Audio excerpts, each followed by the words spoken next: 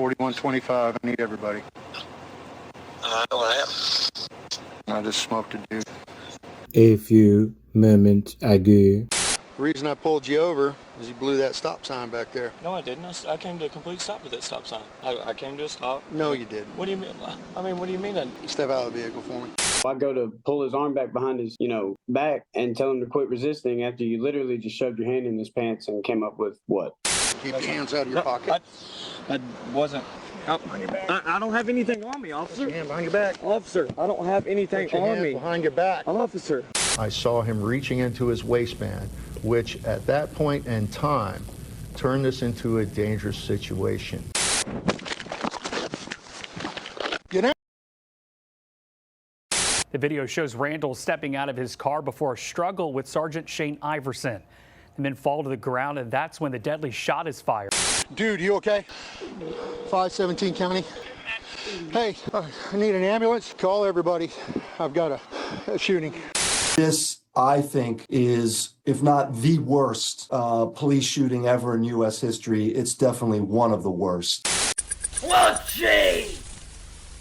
Now, why would the sheriff's department fight for 2 years trying to keep the public from seeing this dash camera footage? That does not sound very transparent to me. My guess is, after watching the footage, is because it looks really bad. More specifically, for Sergeant Shane Iversen and his itchy trigger finger, a sergeant who has now lost his qualified immunity. But to better understand this case, let's go back to the beginning. At about 12:30 in the morning on September 14th, 2022, 29-year-old construction worker Timothy Randall was driving home from a night out when he was pulled over by Rusk County Sheriff's Deputy, Sergeant Shane Iversen.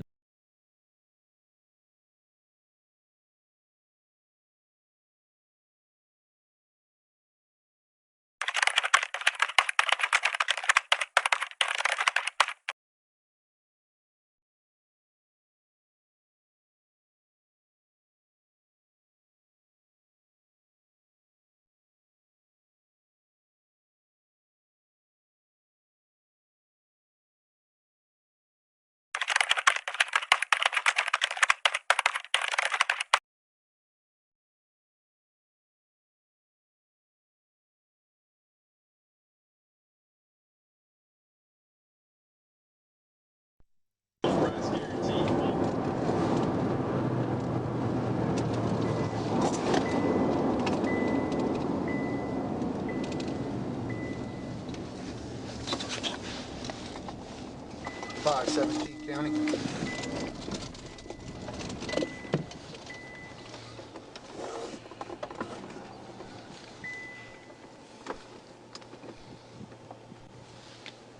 Five 17 County traffic.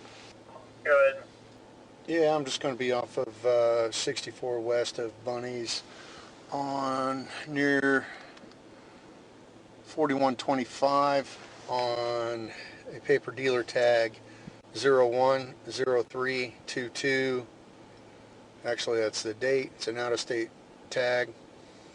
Union David 5713. It's going to be a maroon Nissan Altima occupied one time, it looks like. What state is that 28 out of? I can't see it right now. Possibly Oklahoma. There's an OU sticker on it.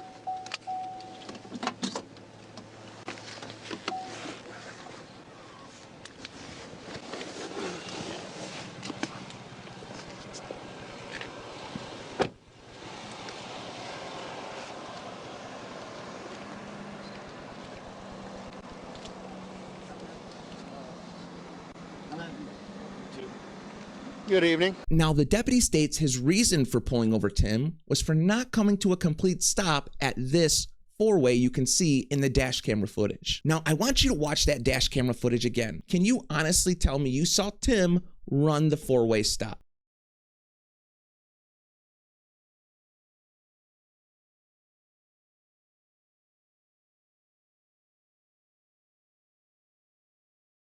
Because I didn't. To me, that deputy is way too far away to even tell if Tim came to a complete stop.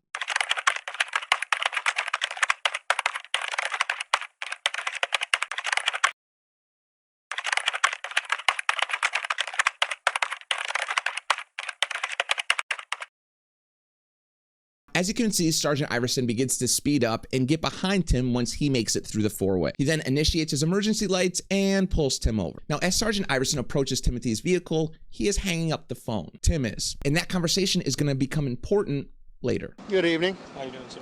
Good. I'm Sergeant Iversen, the Rusk County Sheriff's Office. Yes, sir. The reason I pulled you over is you blew that stop sign back there. No, I didn't. I came to a complete stop with that stop sign. All right. I mean, I did. I came to a stop. No, you didn't.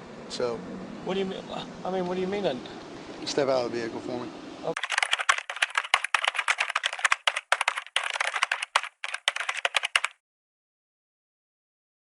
Okay.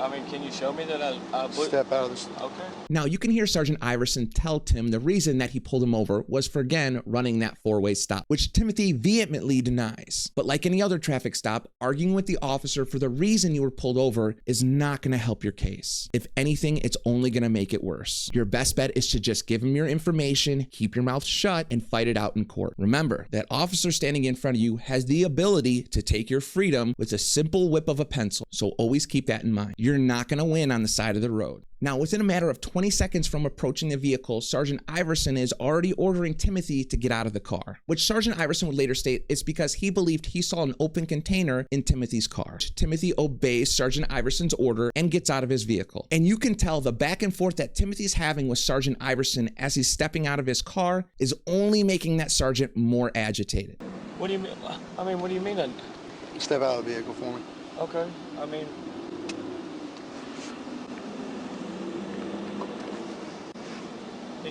Can you show me that I blew? Step out of this. Okay.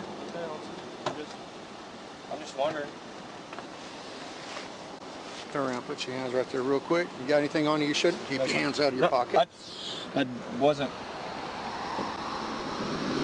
Now you can see as Timothy turns around to face his car, he adjusts his crotchal region. Sergeant Iversen immediately notices this adjustment, so he proceeds to shove his hand directly down the front of Timothy's pants, and he really gets in there. Hands out of your pocket.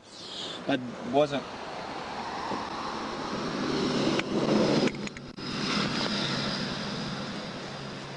I don't have anything on me, officer. Now, Sergeant Iversen would later state that he felt an object down the front of Timothy's pants and believed it was this. Now, why the sergeant believed it was a mini revolver, I have no idea, because what was actually in there was this. Now, less than 45 seconds after pulling Timothy out of the car, and just over 1 minute from even making contact with Timothy to begin with, Sergeant Iversen goes to put him in handcuffs. You can see Tim is turned around up against his car with his hands in the air. It doesn't really look like he's providing any resistance, but he's also not putting his hands directly behind his back as he begs Sergeant Iversen to know why this is all happening. He doesn't understand why he's being arrested. Now remember, this is all happening in 1 minute. From the time Timothy was pulled over until now, it's literally been 1 minute. Instead of trying to de-escalate and just slow the situation down and maybe, I don't know, trying to explain it to Timothy a little bit, Sergeant Iversen decides it's time to bear hug Timothy from behind and throw him to the ground. Put your hand behind your back. Officer, I don't have anything Put your on hand me. behind your back. Officer,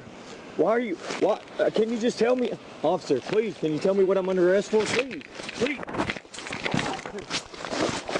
Pay attention closely to the footage. At no point does Timothy ever reach for anything in his pants, nor do I see him take a fighting stance or strike Sergeant Iversen. At most, I would say Timothy is passively contesting his arrest. Now, after Timothy hits the ground from the first throw, like anybody else, Timothy goes to brace his fall and put his hands out in front of him because he's headed face first to the cement. The sergeant remains on top of him from behind in that bear hug position. Just 1 second later in the footage, the sergeant picks Timothy up off the ground to again throw him back on the ground. And this would cause both Timothy and Sergeant Iversen to fall to the ground.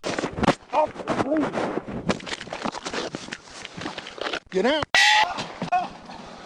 Now, I want you to look really closely at this picture because this is what happens next. Timothy immediately pops up off the ground after being thrown that second time. You can see Tim here right next to the mailbox. His hands are up. Now, as Timothy goes to run in the opposite direction from Sergeant Iversen, the sergeant pulls out his firearm and fires one shot in Timothy's direction. Being a former Green Beret, that one shot was all Sergeant Iversen needed, because that one shot, as Timothy was running in the opposite direction, hit Timothy and ripped through his chest.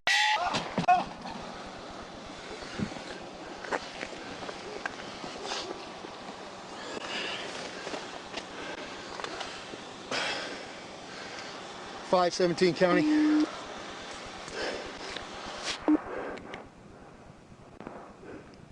.517 County.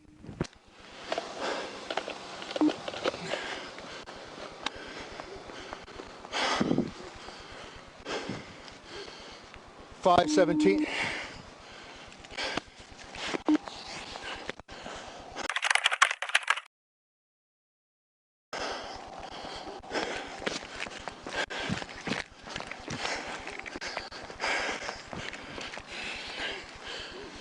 Dude, you okay?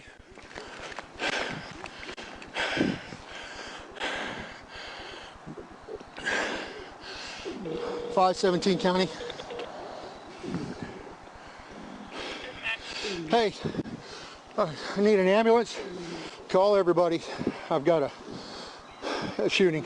Now, Timothy would only make it about 100 feet from this traffic stop before collapsing on the ground. You can see in the dash camera footage, the deputy actually goes up and asks Timothy if he's okay, which I think it's pretty obvious he's not. Now, Sergeant Iversen would eventually attempt life-saving measures on Timothy. Emergency medical services were called, but that didn't really matter. There was nothing paramedics could do to save his life.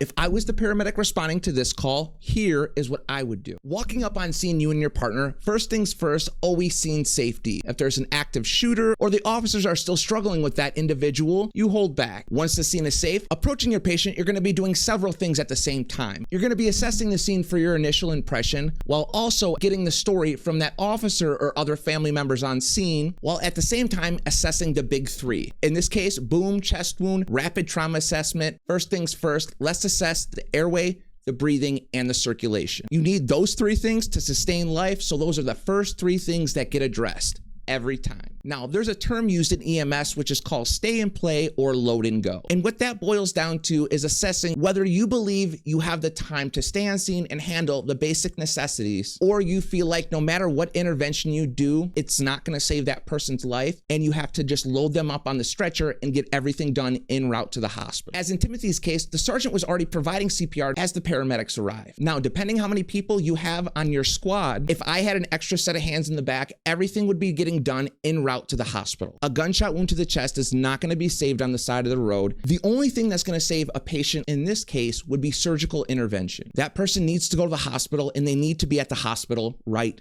now. So I would quick take over CPR, get that patient on the stretcher, load him up in the back of the ambulance, en route to the hospital. Again, if I had another person in back with me, one person would be focusing on the airway, ensuring that it's open and providing proper ventilation via bag valve mask on oxygen. And they have good oxygenation with an SpO2 or pulse oximetry above 90%. And while assessing the circulation, you're going to check for a pulse. You're going to also put that person on a cardiac monitor and attach the defibrillation pads if necessary. At this time, if you know that the patient's going to need medications, you will also start an IV. In Timothy's case, if we were transporting, it would be 2 large bore IVs, 1 in each arm, or I would start an intraosseous infusion in the leg. And what that entails is literally just drilling an IV into the bone just under the kneecap on the patient. And that's treated just like an IV in the arm. That IV actually gets drilled into the marrow just under the kneecap. And you can see this when you go to check for placement before pushing any medication through it. You'll actually draw back like a yellowish brown fluid, and that's bone marrow. If you get that on your return,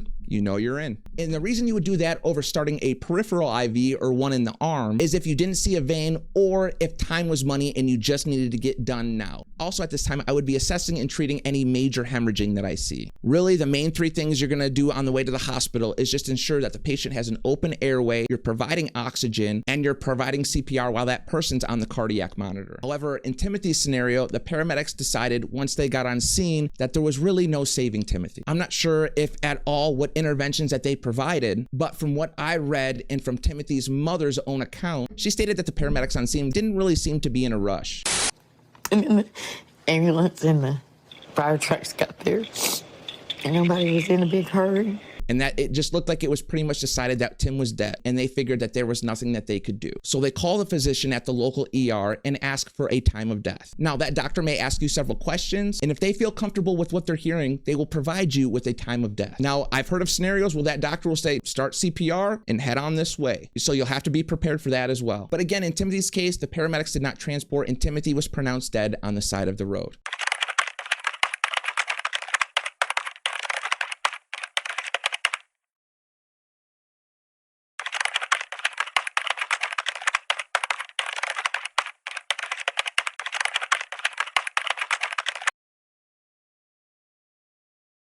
Now, the first thing I want to do is go back over the timeline for the stop. From the time Sergeant Iversen makes contact with Timothy until the time he pulls him out of the car is about 20 seconds. Now, the time from Timothy stepping out of the car until he's first thrown on the ground is about 40 seconds. And the time total from the sergeant approaching Timothy's window until the time he's shot is about 60 seconds. That's all it took for Timothy to lose his life over a simple traffic stop.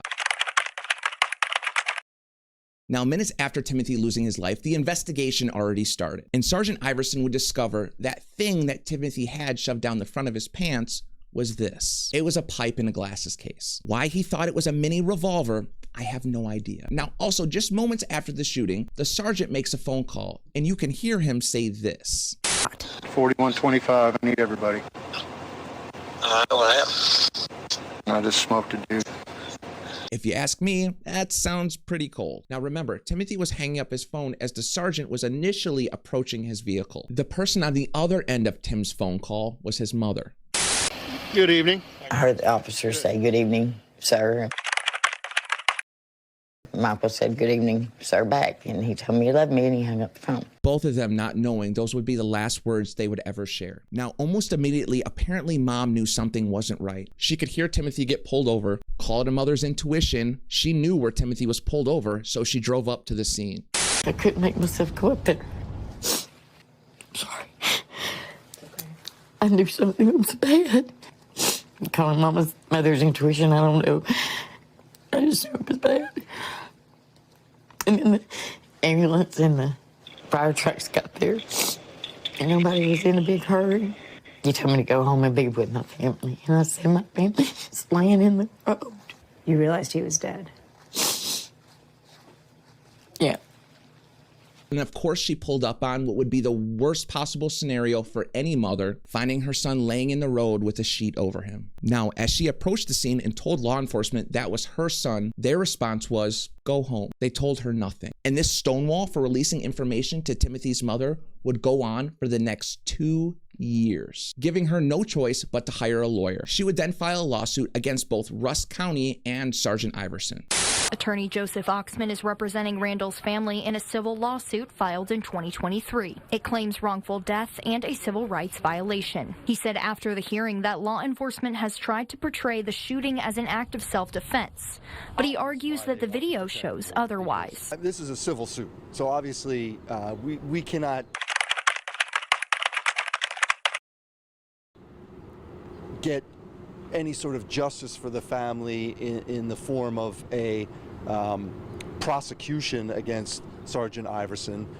We can only get money damages for the family, and that's what we're seeking. We're seeking money damages for the family for the loss of their loss of a son and a brother.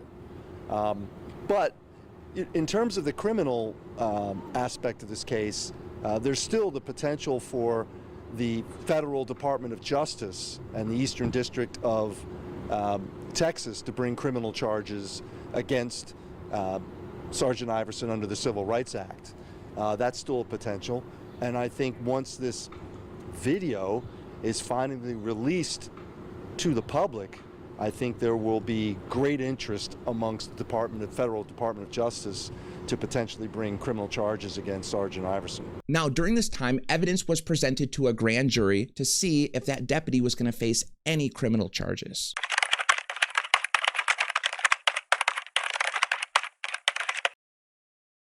So the grand jury returned a no bill, meaning that the sergeant was going to face no criminal charges. However, this incident would lead to Sergeant Shane Iversen retiring from the Rusk County Sheriff's Office. Now, as for the lawsuits filed by Timothy's mother, in what I would call an incompetent decision, a judge would later decide to dismiss Rusk County from the lawsuit. However, attorneys representing Timothy Randall's estate said they intend to amend that lawsuit against the county and refile. As for the lawsuit against Sergeant Iversen, now, of course, attorneys for the sergeant argued qualified immunity, which, as you know, would shield the sergeant from any civil lawsuit. However, in January of this year, Judge John D. Love would deny that qualified immunity for the sergeant, meaning the lawsuit can continue. However, There's a caveat to that. This denial of qualified immunity was a recommendation. One of the key facts in that denial of qualified immunity, Judge Love stated that Sergeant Iversen was over 1,100 feet from the stop sign when he states he saw Timothy run the four-way stop, which the judge wrote, and I quote, "It's quite difficult to understand how Sergeant Iversen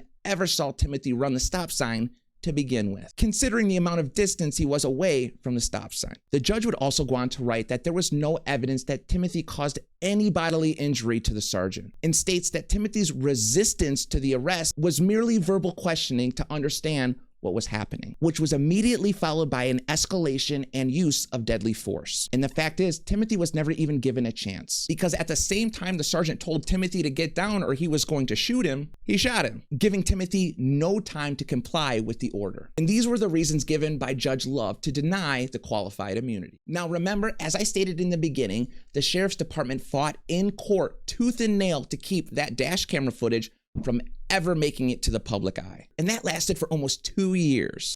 A protective order barring this video from being released to the public eye is no more.